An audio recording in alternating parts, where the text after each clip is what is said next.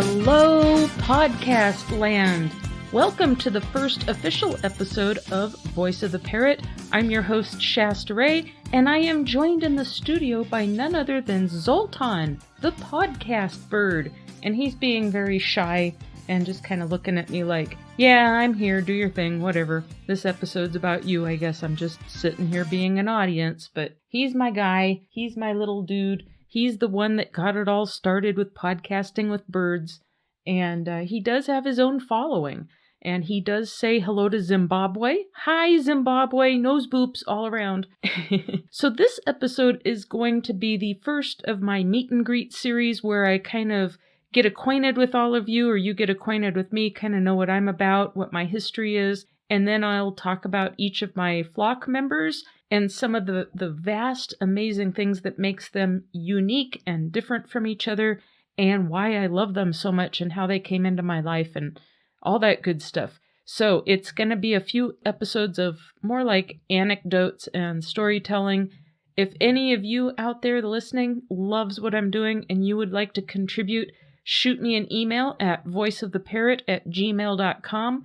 And let's hear from you. If you'd like me to read your story about your bird, there's anything that you'd like me to present, I'm here to deliver anecdotes, other people's stories, and if you have any questions or ideas for content, of course, hit me up there as well. And then just really quick, if you haven't subscribed to the YouTube channel, hit that subscribe button so you don't miss any of the episodes. That's probably one of the easiest ways to listen to me. But also off of my YouTube channel, I've got links to my website, which is voiceoftheparrot.com, and all my other social media links are there. I'm on Facebook, Twitter, Instagram, and TikTok, and of course YouTube. So I am trying to get into the mindset of using Instagram and TikTok a little bit more. Not really into the habit, but we'll get there. And hey, thanks for joining the fun. Here we are. So why am I sitting here? Who am I and why am I talking into a microphone? Well, the nice thing about me is that I'm not a bird expert. I do educate myself on a regular basis. I consider myself a professional consumer of bird products, meaning I have done a lot of research and tested stuff, and I know what works and doesn't work, and I try to always learn something new all the time. And I'm always trying to learn something new about my birds all the time. There are better ways to, like anything from interacting with them better, trying different things for them to eat, changing things up, getting them a new toy, new branches, perches, anything like that. And the one thing I've learned as an amateur kind of hobbyist podcaster is that there's a lot of good in listening to the experts. I'm not saying not to. Sometimes it can feel intimidating, especially if you're kind of a newbie, no matter what the topic is. Sometimes people present it and it's just not a good presentation, no matter what their level of expertise is. I'm going to try to make this fun. I like to have fun. I like to hang out. I like to hang with my birds. I like to keep it real. And then I just want to talk about stuff that works. Maybe we can all learn from our mistakes rather than continue to make new mistakes. And whatever helps you guys with a success plan for your birds or makes their lives better or is entertaining in some way, that's my goal. I want to keep them out of the shelters and rescues and off of Craigslist and off of like the Facebook groups where people kind of wheel and deal birds and stuff. Sometimes it's necessary to rehome, but what's better is a success story right off the bat. So A, you don't have any surprises that necessitate it, from just a mismatch, or you got a bird and it's just not good for your life and you didn't think it through, or it was an impulse or something, right? There's always better ways to rehome.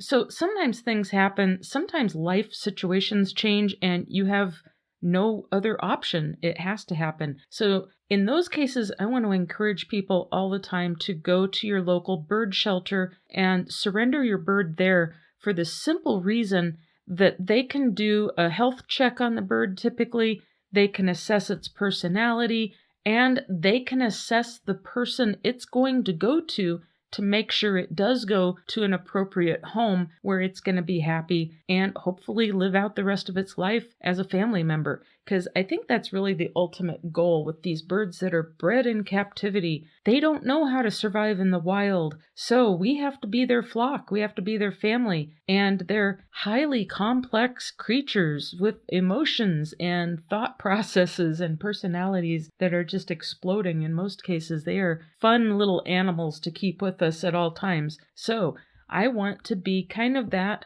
voice for all birds, not just parrot species, but, all birds that we keep, and, help the people that keep them with their success stories. Whether that's, hey, I found you the right cage that works better than what you were using, or I can refer you to some products that just kick butt, or I have some stories to tell you that entertain you and they spark ideas for you, or hopefully I'm going to have some experts on and bird savvy people on as the podcast develops, and we'll just see where this goes. But I'm really jazzed to be here. And I talked a lot about releasing this podcast 1st of June. A couple of things came up that gave me some setbacks I just was not anticipating. So I'm trying not to beat myself up over it too much. I just want to do a good job with this and move forward. So for any of you out there that have seen some of my teasers and stuff on my YouTube channel, I know that I have kind of stretched this out a little bit, but it was better than just slamming this presentation together. It's easier to have a success story if you plan ahead, just like our birds, right? Oh my gosh. So how do birds fit into my life? I've mentioned that I'm not an expert, but I like talking into a microphone. So I'm 55 years old.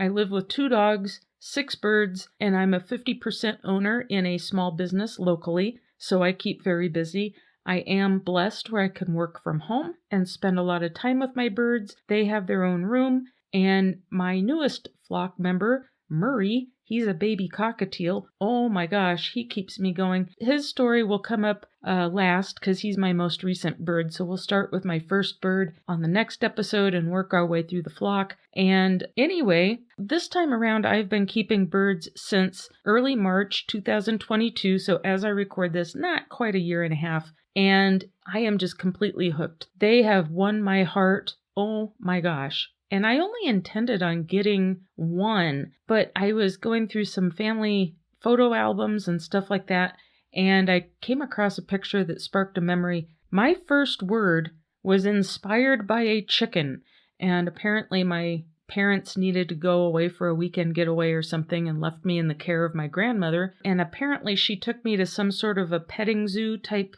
situation, place, thing. I'm not sure. I was less than a year old. I was old enough to stand up, and that was about it. I could kind of toddle around. I was a toddler at that time. And there was this picture of me petting a rooster. And this tripped a memory that my first word was never mommy or daddy. Mommy and daddy came back from their weekend trip wherever they went. And lo and behold, I had said my first word. And it was chickie, because I was so impressed with that chicken. And I loved it instantly. So I don't know, I guess I had a really good experience with the bird from early on. Then my other grandmother on my mom's side, she had parakeets, little budgies, but she only had one at a time. And I believe the one that she was very bonded with, his name was Corky.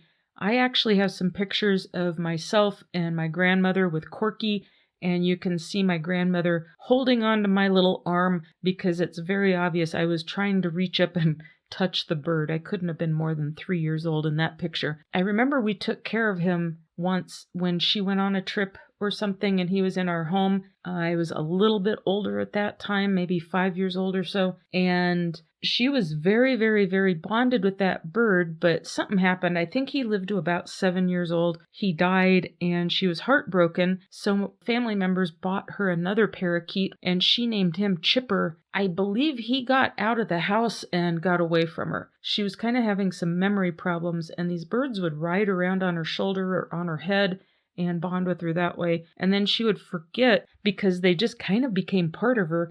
And I think the last one was Chipper, and he flew off and got outside, but he had not bonded with her enough to be able to recall him. She had lost her first one, Corky, outside a couple of times and was able to recall him back in. She was kind of heartbroken by then, and her memory problems were increasing, so that was the last bird she had. So those were my very early experiences with budgies. Oh, it looks like Zoli's going to start chattering along with me.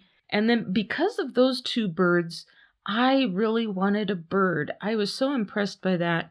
I begged my parents to get me a bird when I was 8 years old. Oh my gosh, they let me have one. And I remember picking it out. I thought I was getting a boy. I ended up getting a female.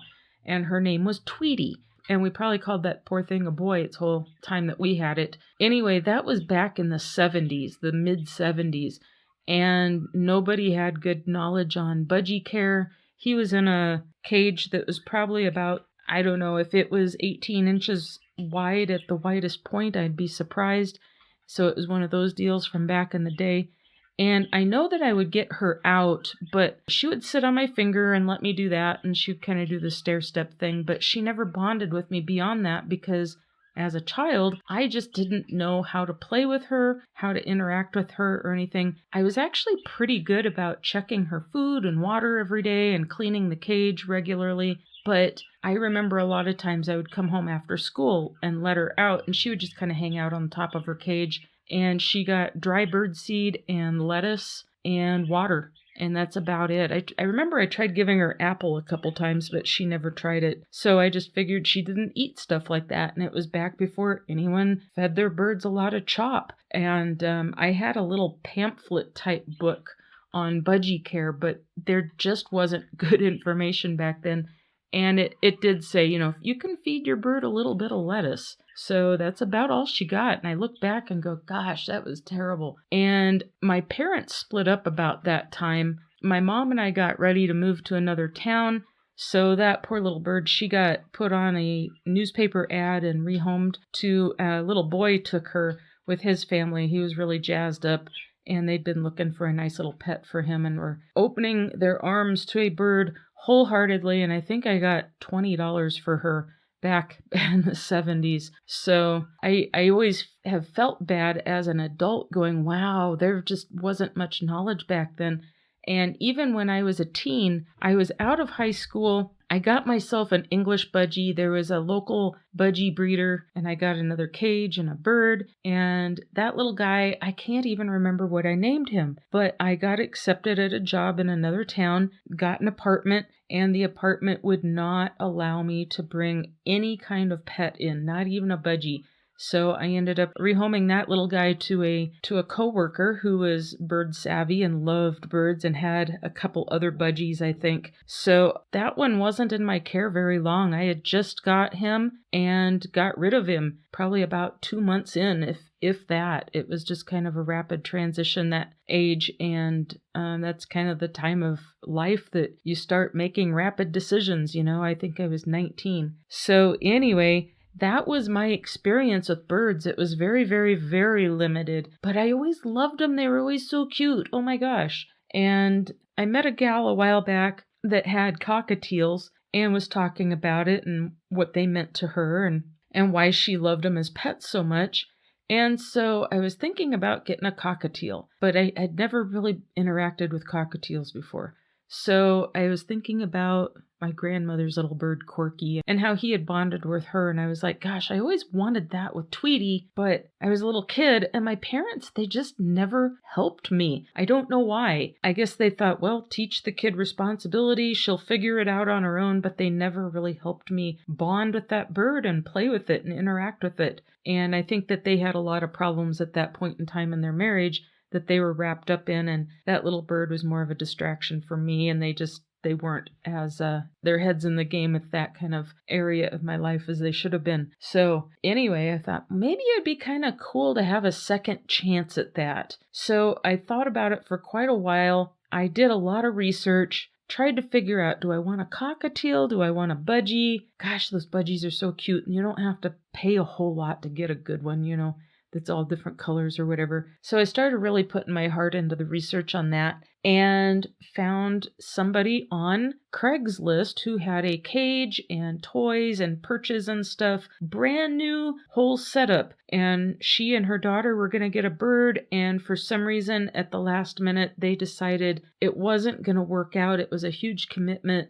Maybe it's better to sell everything. So hey, kudos to them for not taking on something that they were very realistic about. Because I look back at that little Tweety that I had that I rehomed, and then that other one, and I still feel guilty about that as an adult. And it has been decades. So when I get an animal, I put my heart into my animals.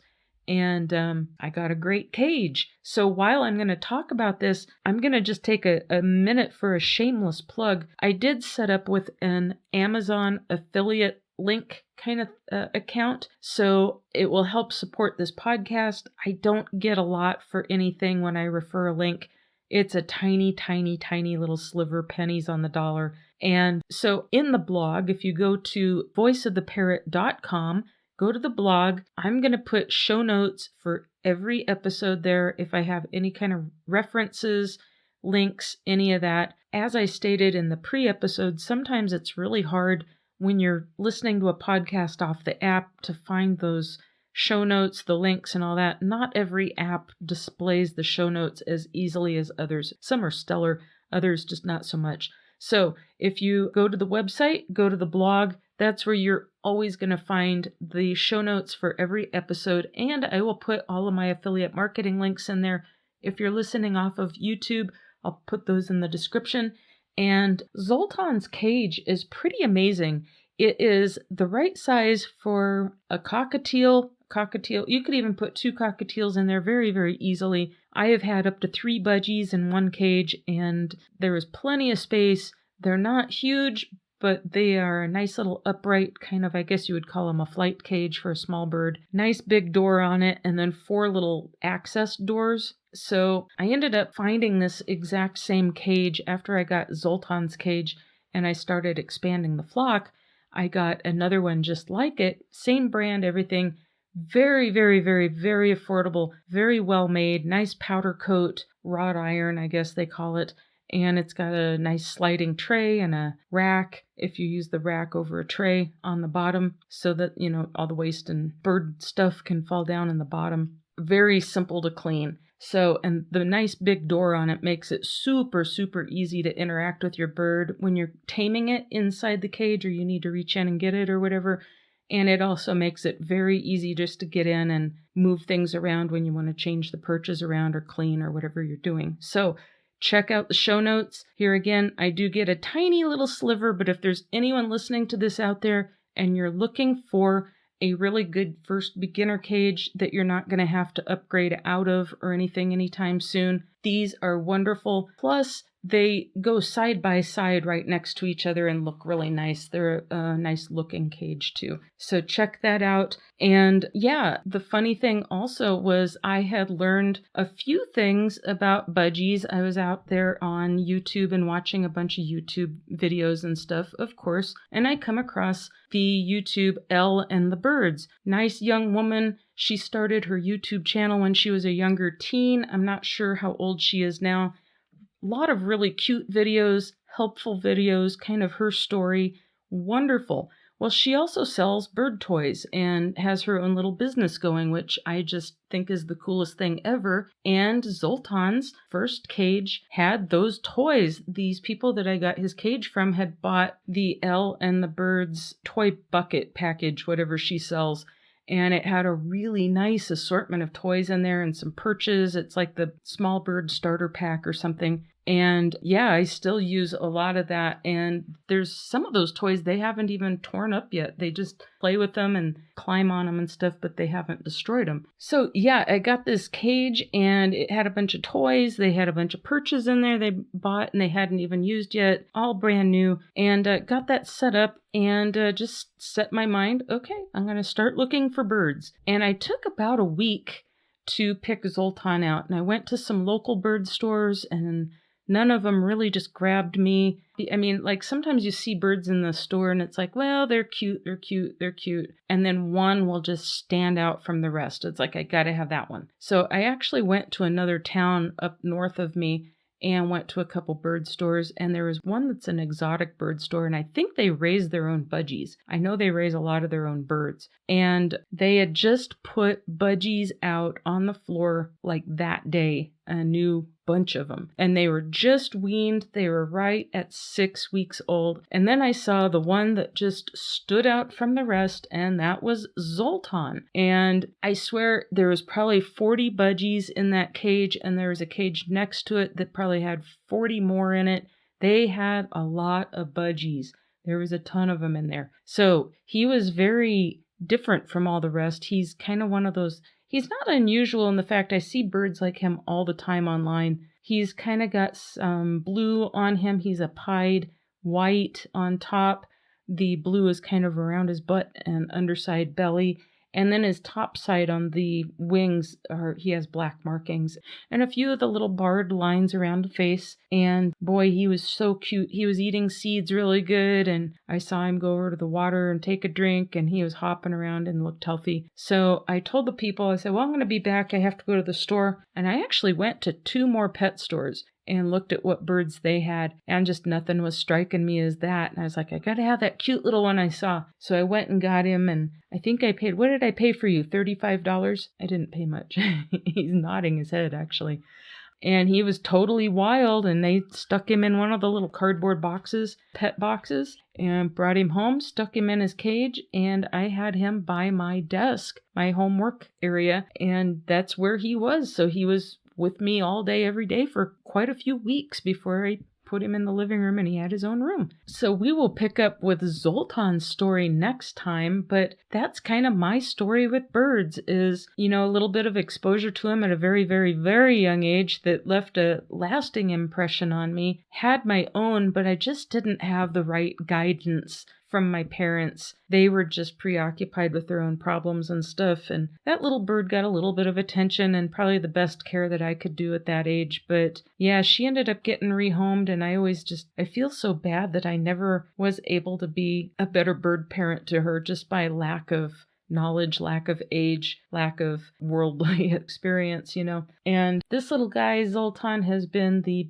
best thing for me. I swear, I didn't know what to expect, and I am telling you, once you get one, you're just going to want all of them. They just melt your heart. They are so cute. Now, they're little stinkers when they're not tame, I'll say that much, and we're going to cover all of that and more. Oh my gosh. We're going to talk about all of my ups and downs and what I've learned along the way and the questions I've had. And here we are. What's it been now, Zoltan? So I've had him just over 1 year and 3 months. So he's about 1.5 years old now, and he is such the wonderful adult male bird, and he's just so cute, and he's calm. I've taken him to a vet for a wellness check, and their entire staff just loved him. They couldn't believe how tame he was, and he just hops around. He's just a cheerful little thing, and they couldn't believe it because I do have a service dog that is very used to the birds, and he's a slow-moving lovey guy, and he's not a bird chaser or anything by any stretch of the imagination. They're like, oh my gosh, that's a big dog. I don't know if we should let you have him in the exam room. I was like, oh, they're friends. Don't worry about it. And he just laid on the floor and sat there, and Zoltan was flapping around the exam room and landing right next to Rex and everything. So yeah, that's how Zoli and I started out. I went and got him from just a local pet store, brought him home, and did all the taming and everything myself. And I am here to say the gaps that I feel like I can fill with this podcast, I don't know. It's hard to explain. Even at 55 years old, and you think you have your head in the game, you've read enough articles, you've seen enough videos on YouTube, maybe you've been in a Facebook group and you've asked questions, or you've just been lurking and reading questions and answers and stuff like that. Once you get that bird, you suddenly have all these questions and insecurities, and the bird is not acting like the people's birds on the YouTube channel, and even though you know that sometimes it takes time, you wonder, what are you doing wrong? It's not just adapting quickly or anything. So we're going to go over that and what to expect on taming birds and all that good stuff realistic expectations. Not every bird is going to be the same, and not every bird is going to tame at the same rate.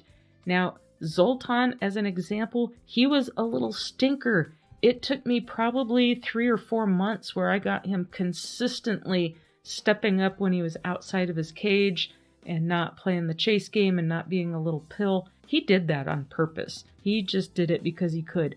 But then when I got another one of my flock members, my third budgie, Cricket, he was just like naturally tame. The first day I brought him home, I was astounded. I could not believe it. And he was just a pet store bird also, radically different. And he's probably the sweetest little tamest bird. He's laid in my hand on his back several times. He's fearless, and he gets right out of his cage in the morning. He always gives me a kiss, and then he's on with his day. He'll run right up to me, give me kisses, all sorts of stuff. And Zoltan, he was just a little heartbreaker. He took months, and he would still just kind of neener, and he was just a little stinker with everything. He was just a little funny guy. But he's just been sitting here. He likes to be a part of the podcast, and he likes to be part of the studio. He likes coming down here. I think it makes him feel special, and this is his space. So we will get started on his episode, and we will see you next time. Thanks for joining us, and don't forget, subscribe to the YouTube channel. If you find me on a podcast app, don't forget to subscribe there, and follow me on my social media. I will be dropping links on Facebook and Twitter every time a new episode comes out, so you'll have a direct link that way if you are more inclined to Facebook or Twitter. And you can listen to the podcast on your mobile device from Facebook now. It does not work on like a desktop, but it does work on a tablet or a cell phone or a mobile device. So anyway, until next time, have a great one, everyone. Bye-bye.